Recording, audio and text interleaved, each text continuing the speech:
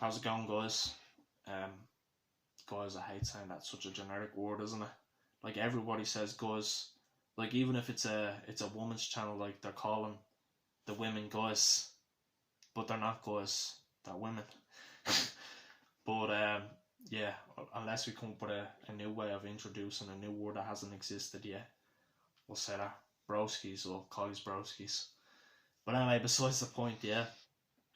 I wanted to talk about something that could be a kind of the voice of, and it might other people can interpret it any way they want, and that's the whole point of YouTube. It's all about people sharing their opinions and different points of views, and you know that's what makes us think, right? That's a good thing. I don't want to be everybody being the same, and it's coming back to me being authentic. But I wanted to talk about the concept of like um, God God as in a thought form, you know, not God as in something being physically there in the sky, you know. I wanted to think of more so it's just the thought form as God and something that we believe in, you know. Because when we think of God, right, and I'm not trying to come across as some religious lunatic, I'm totally aware, but I want to kind of give a unique take on it. And something that I was thinking is, we think of God as something that's a man, right? Something that's in the sky and it's above, right? And we think of like Satan or Shaitan in the Muslim religion, or what was the one from the Buddhist? Anyway, I forget the Buddhist, but the Buddhist has equivalent. Every type of religion kind of has an equivalent, like Hinduism has Shiva. So there's just like there's an equivalent of good and evil, right? But anyway, so anything in the Christian perspective, we think as God as in the sky, and Satan is down below in the pits of fire, right? That concept has been engraved in society's mind for thousands and thousands of years, right? From Hebrew or wherever it stemmed from, the first incarnation of the ideas. But where I think they got these ideas from was in relation to how our mind works and how our body works. Maybe God and Satan are just representations of our like inside and internal things, right? And they also have a reflection outside, so they're both. It's about as within as without, right? So let's think about how we keep our minds taut and pure, right? We keep our minds taut and pure by doing things. We treat people lightly. We don't have any like negative types of things in our life. We're trying to keep ourselves, relatively balanced and whatnot. And that's represented by the sky. We look at the sky, it's very light. Birds can float around and whatnot, you know what I mean? You go up here, it's the kingdom of heaven. Anything below us, right, is like our lower nature, right? The dense nature. And that's a reflection in Earth itself. When we look at it, it's like magma, it's heat. Even Satan himself was represented by a lower nature of a goat. So he has a lower half. So the point that I'm trying to make is like the spiritual way is connected to the internal. What other way could it any be anyway? When people were explaining things, they could only understand through themselves and through reflection of nature. So it's all metaphors. You get what I mean? It's the same with the chakra system. See that there? I have Buddhist beads here. The Buddhists believe that they're chakras, right? And I had this conversation with a friend that this is not my opinion either. You can look up the chakra system, but it's like the chakra system has the lower one, which is like red, the second one, which is orange, and then the third one, which is like yellow, right? And then the middle one is green. Then the next one, the throat one, is blue, and then it's purple, and then it's like ultraviolet or something like that. That, if you actually pay attention to that, that's like a representation representation. What we see in our body is a representation of what we see within the earth.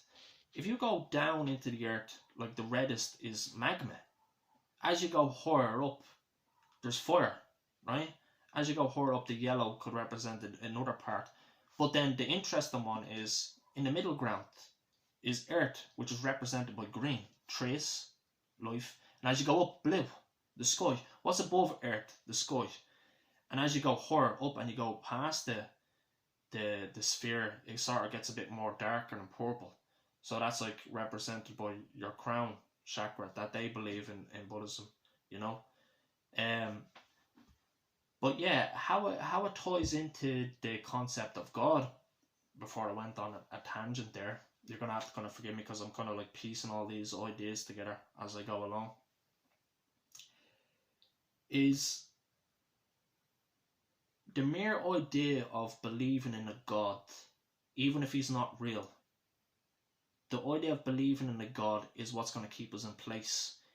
Because if you don't believe like anybody's watching you, could do anything you want, most people will fall into, you know, lust, drinking, smoking, drugs, pleasure. And what I believe is, and through my own experience of it, is that's an endless void. You can pour into it. It's just a black hole. It will never make you happy. It will never bring you joy, right? Now, you in your life, you might have to go through that and understand it. But that's the whole point of wisdom, isn't it? Why does wisdom exist? Well, wisdom exists because people say it to the younger generation. And I understand that people out there have to experience it. And they have to go through it in order to get some type of understanding of it. Go, speed through it and then come out the other side, and then you'll see all this stuff isn't great, And basically what I'm trying to get at is let's make, let's be counterculture, right? Let's be counterculture and let's make God cool again. Because all these people in the 60s were like, hey, to be counterculture, you had to, smoke and go against the church. But now everybody now is going against the church, and they're all thinking they're unique. They're all unique because they dye their hair pink and blue and like that. But they're really just carbon copies of the same face, saying the same shit that the media has put onto them and the news has put onto them. Be independent and whatnot. And maybe in 20 years we'll find out it was just all a lot of crap. You know what I mean? They just made people become degenerate. Society fell apart. We're probably going to the same age as the way the Roman Empire collapsed. We're just beginning to see the cracks in it. There's going to be robots eventually taking over, AI, automatic AI.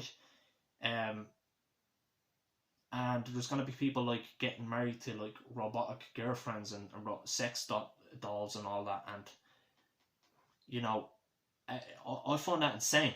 And I'm talking about this stuff and people will probably think, you know what, this guy's off, he's not talking about religion. But just bear in mind that for a second, that there's people out there, maybe not you or anything like that, but there's people out there who will literally have AI girlfriends. So the point that comes back to is believing in this higher purpose will keep you away from this degeneracy, even if that concept in God doesn't exist.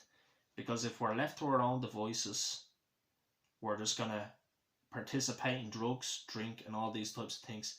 And is that ever going to make you happy? Is it ever going to make you get your dreams? Do you get what I'm trying to say? Are you ever going to be able to kind of like live a fulfilled life? But that's just my take on it. It's not right or wrong. You get to decide at the end of the day, but that was just my 2 cents. Thanks for watching.